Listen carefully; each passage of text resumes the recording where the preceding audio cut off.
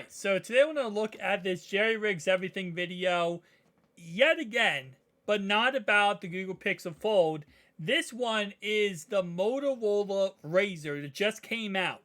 And the opposite point of view of what we talked about before with the Google Pixel Fold did not last really at all. It got destroyed in these durability tests, and I want to stress this enough.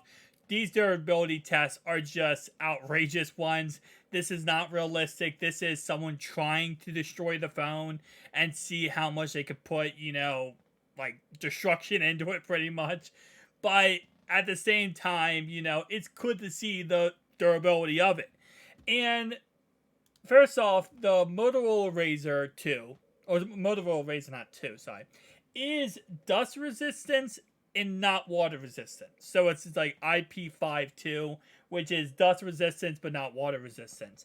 And it does so good when he puts the rocks and the sand on this phone and closes it.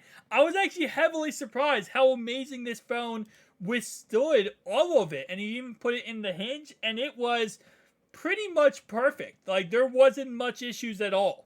Which mainly most flippable phones we have seen him do this test to have withstood it for the most part. There hasn't been too many issues. But here's the kicker, right? Here's the game-winning kick. The bend test. Because obviously everything else is the same. The outside, the Gold Glass Invictus, it's going to scratch at a level 7 or 8, normal glass. The inside is 2.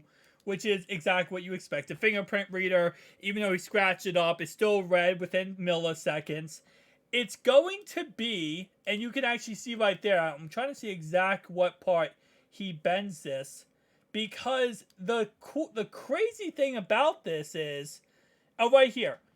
So, the thing that breaks when he bends it, because if you guys saw the Google Pixel Fold, when he bent it, he destroyed it within seconds, right? That thing bent back, gone.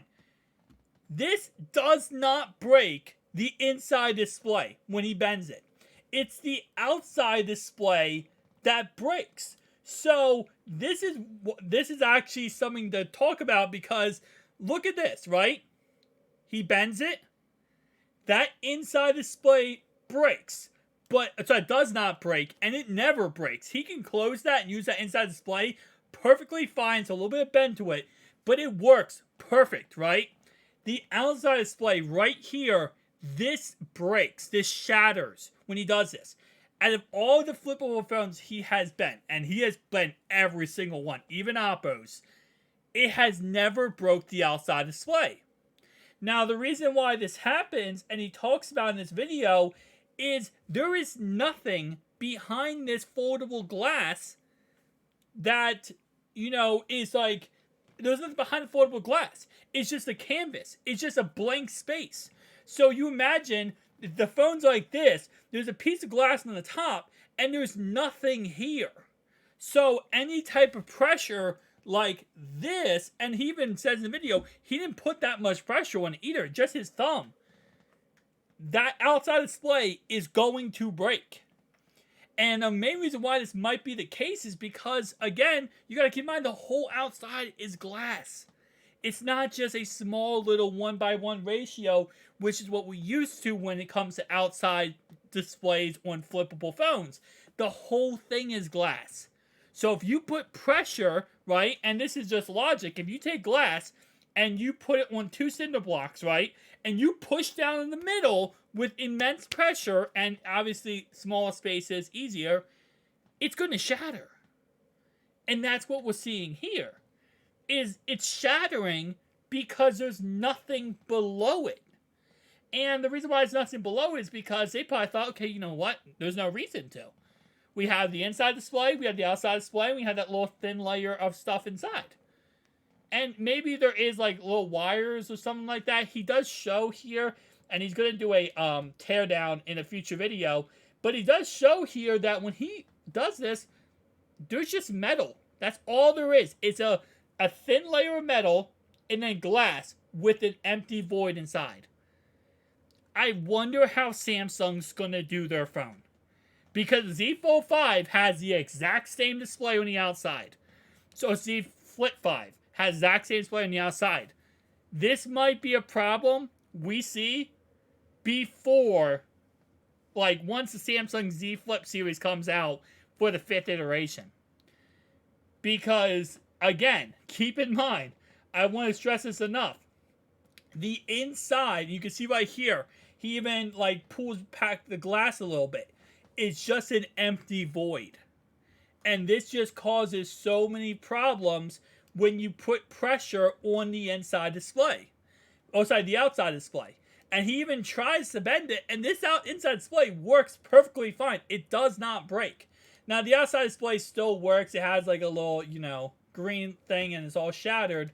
But this has never happened, as he talks about in this video, for outside displays.